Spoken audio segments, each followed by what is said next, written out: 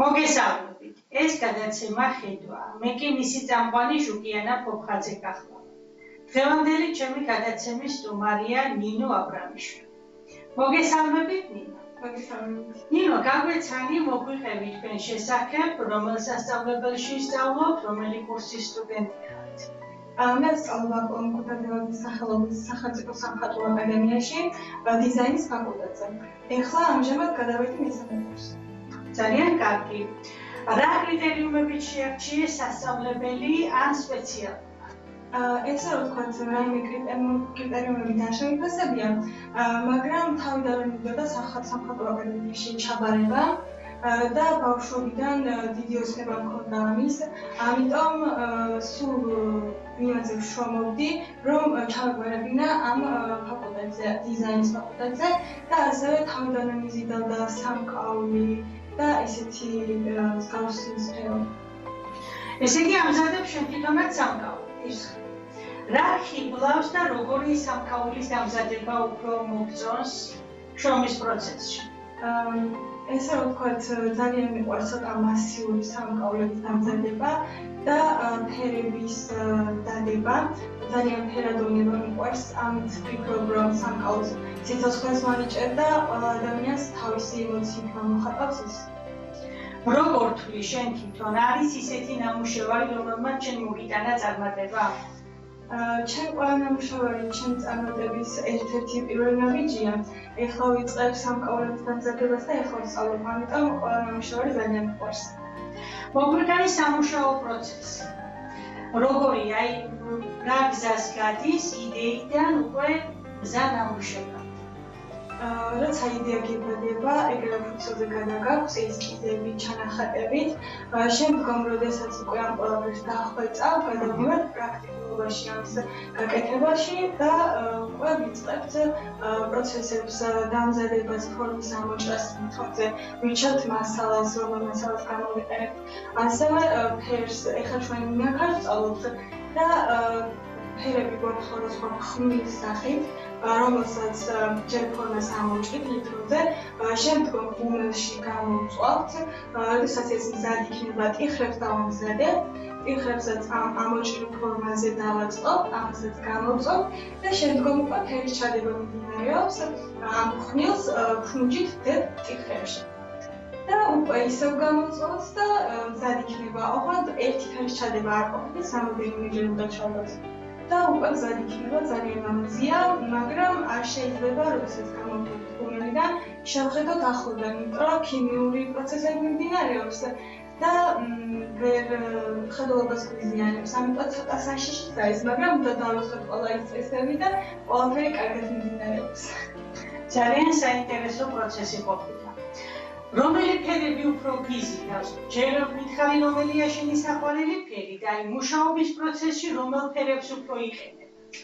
ჩემი საყვარელი ფერი ალბათ წითელია, ესე მგონია სიცილიერის აღმნიშვნელია და რაღაც ცეცხლოვანი ფერი ასე ვთქვათ. რა მაინტერესებს იცი? შთაგონებისთვის გიჭირდება თუ არა რაიმე განსაკუთრებული გარემო? ან ბუნებაში სეირნობის დროს თუ მოგსვია იდეა, რომ მოდი ახლა მე ასეთ რაღაცას გავაკეთებ? შთაგონებისთვის ყველაზე საუკეთესო ადგილი ალბათ ბუნებაში გასვლა და სიმშვიდეში მოდის ეს მუზები, მაგრამ ეხლა როდესაც უნივერსიტეტია, ლექციები რაღაც ვერ ვახერხებ ხოლმე ბუნებაში გასვლას, ამიტომ სახლში ვიქნი ისე კომფორტულ გარემოს, მუსიკებს უსმენ, ასე რომ ვთქვათ და ამის მიხედვით მუზებიც მოდის და მეც ჩანახატებს ვაკეთებ. თუ იყენებ თანამედროვე ტექნოლოგიებს, მაგალითად 3D დიზაინს ან ციფრულ ესკიზებს, სამკაულის შექმნის დროს თანამედროვე ტექნიკას ამდენად იყენებ? ჩვენ ჯერჯერობით არ გვასწავლიან 3D დიზაინს, მაგრამ ფურცელზე ვხატავთ ყველა ესკიზ ჩანახატს, სხვადასხვა მხრიდან დეტალებში, რომ გავიგოთ და კარგად გადავიდოთ პრაქტიკაში. და მომავალში გვასწავლიან 3D დიზაინსაც და ჩემთვის ძალიან საინტერესო იქნება და კარგად ერთი რამ მაინტერესებს, რამდენად საჭიროა დიზაინერისთვის მათემატიკის ცოდნა ან ხაზვის ცოდნა? მათემატიკის ცოდნა დიდად საჭირო არ არის, მაგრამ ხაზვა საჭირო არ, რადგან სიზუსტეები არის საჭირო, რომ ზუსტად გადავიტანოთ ის პრაქტიკაში და გავაკეთოთ ყველაფერი ძალიან კარგად. რომელ მასალას ანიჭებ შენ თვითონ უპირატესობას? მე უფრო ვერცხლზე მუშაობა მიყვარს, რადგან არც ძალიან რბილი მასალა არ არის და არც ძალიან მაგარი როგორც ლითონი. ამიტომ ვერცხლზე მუშაობა არის ძალიან სასიამოვნო. აპირებ თუ არა შენი პერსონალური გამოფენა გააკეთო? მომავალში ალბათ გეგმაში მაქვს გამოფენა, რადგან უფრო ცნობიერება რომ ავუმალო ხალხს და ასე ვთქვათ გამომადგეს ჩემი ციცხვისთვის, სამკაულებს უფრო დიდ ყურადღებას მივანიჭებ, მაგრამ გამოფენას საჭირო არის. ისე შენ თვითონ რა სტილის სამკაულები გიზიდავს? მე ასე ვთქვათ ადამიანს რაც გამოხატავს როდესაც ადამიანი მოდის და შორიდან უყურებს მის სამყაროს, რაც მასიური ფერადი და ასე შემდეგ. ძალიან საინტერესო. ნინო, რაზე ოცნებ? მე ოცნებობ, რომ ჩემი სამყაროს ხაზი შექმნა, ჩემი ბრენდი და იმედია ამასაც ავიხდე და ამისთვის აუცილებლად მოგიჭროთ, როდესაც თქვენს ბრენდს შექმნით. დიდი სიამოვნებით გესტუმრებით. მადლობა. აი ეს ჩემთვის ყველაზე სამახსოვრო დღე რომელი დღე იყო აი განვლილი ცხოვრებიდან? სამახსოვრო დღე ალბათ ის იყო, როდესაც სამხატვრო აკადემიის გამოსვლა ჩავაბარე და ავიღე უმაღლესი ქულა ხატვის 100-დან 94, არც ველოდი და ისე გამიხარდა, რომ ძალიან შოკში ვიყავი. აი ვერც ამოფამდი რა ხდებოდა და ერთ ძალიან დამამახსოვრდა, რადგან შემეცნება აღვიქვინე, რომ სამხატვრო აკადემიაში მოვიდა. ერთი რამ მაინტერესებს, აი როდესაც მუშაობ სამკაულზე, მაინც სამკაულებს ვუბრუნდები, მე ძალიან გვიყვარს სამკაულები. როდესაც სამკაულზე მუშაობ, აი მაშინ უსმენ თუ არა რაიმე სასიამოვნო მუსიკას, კლასიკურ მუსიკას, ფანოქს თუ აი რა უფრო სასიამოვნოა შენთვის, რომ ისმინო სამკაულზე მუშაობის?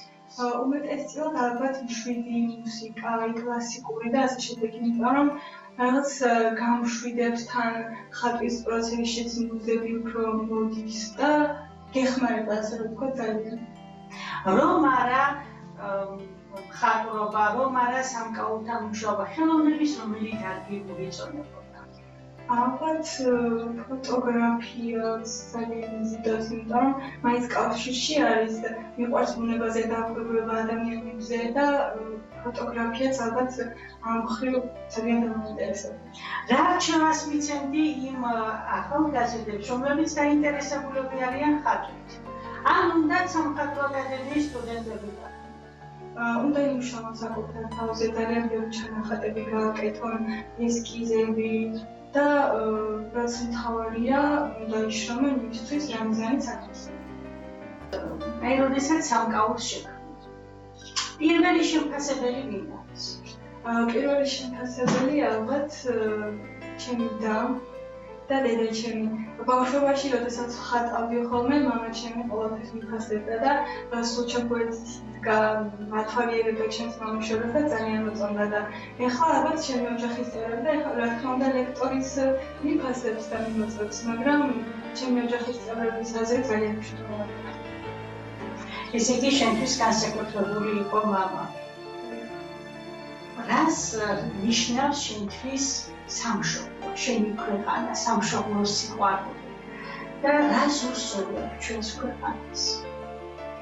სამშობლოს სიყვარული ერთ-ერთი ყველაზე მნიშვნელოვანი გრძნობა ადამიანისთვის, რადგან როდესაც გაქვს შენი სახლი და შენი სიყვარული გადაჭრა ამ ადგილის მიმართ, სამშობლოს უსწავლები და ჩვენს ადამიანებს ჩვენი სამშობლოში ცხოვრობს, რომ სიყვარული არის ყველაზე მთავარი და სიყვარულის გარეშე ვერაფერი ვერ ხდება.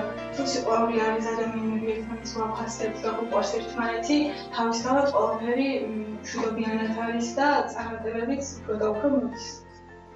ძალიან დიდი მადლობა ნინო საინტერესო საუბრისთვის, გისურვებ წარმატებებს. შეგახსენებთ, ჩვენი გადაცემის სტუმარი გახლდათ ნინო აბრამიშვილი. ნახვამდის.